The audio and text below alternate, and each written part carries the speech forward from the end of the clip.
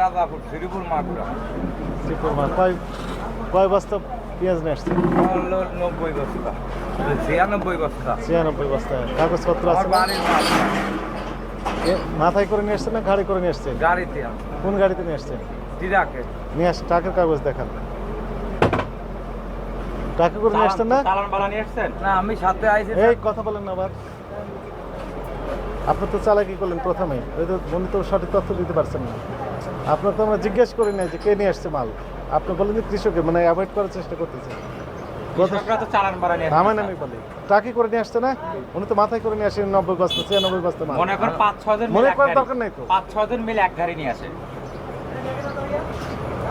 আপনার মনে করার তো দরকার নেই, বাস্তব না, মনে করে না, তারপরে মনে 5-6 করার জন কথা মিলে বলছেন এক গাড়ি নিয়ে আসে আপনি মনে করার কথা কৃষকরা। বলছেন। না না, আমি মনে করার কথা বলি আপনি না। তো বললেন মনে না করেন। না না, আমি মনে করার কথা বলি না। 4-5 জন মিলে এক গাড়ি নিয়ে আসে। মনে করেন বললেন না? না না না, মনে করা তো বলি না। আমার 4-5 সব জন রেকর্ড হয়ে মিলে গেছে। এক গাড়ি নিয়ে আসে। উনি কত বস্তা নিয়ে আসছেন বললেন? 96 বস্তা। থামেন, আপনি 96 থামেন। বস্তা বললো। 96 বস্তা নিয়ে আসছেন। তাতে কিভাবে নিয়ে আসছেন উনি? ট্রাকে করে নিয়ে আসে। ট্রাকে নিয়ে আসছেন, তার প্রমাণ কি? ট্রাকে মনে করেন এরা 4-5 জন আবার মিলে মনে আপনার করেন এক গাড়ি বলেন। নিয়ে আসে। ঘুরে ফিরে আবার মনে করেন।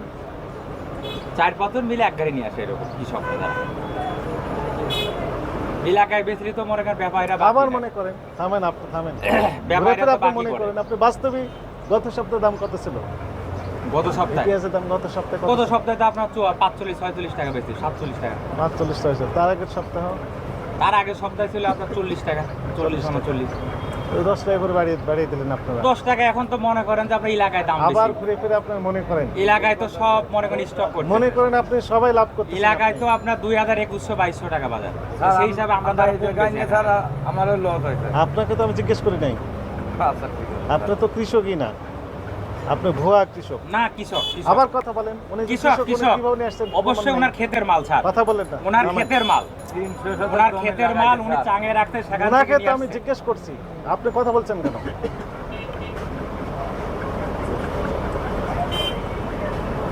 আচ্ছা, উনি কৃষক, আপনি কোনো প্রমাণ ওকে একটু দেখান তো দেখি। ওনাকে আমি স্যালুট দেবো না? আপনি দরকারে একটা লোক পাঠা দেখেন এলাকায় আবার যে কথা উনার বলেন। ক্ষেতের মাল নাকি। উনি তো মাল চুরি করে নিয়ে আসেন না, উনি কিনেও নিয়ে আসেন নাই। ওনার ক্ষেতের মাল উনি নিয়ে আসছে। এলাকায় ব্যাপারীদের কাছে বেচলি পারে বাকি।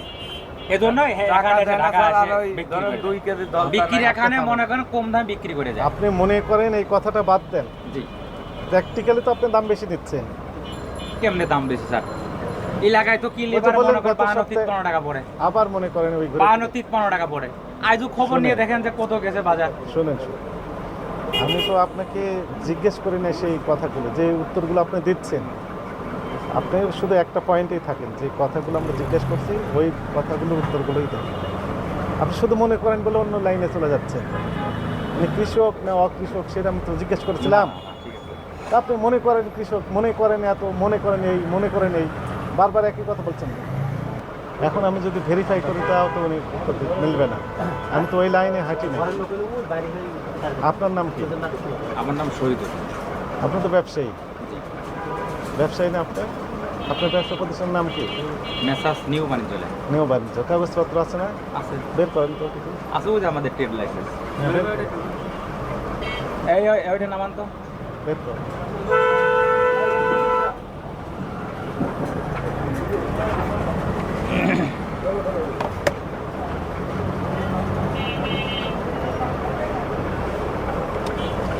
বাংলা তারিখ দিয়েছে না ইংরেজি তারিখ দিয়েছে? আমাদের বাংলা।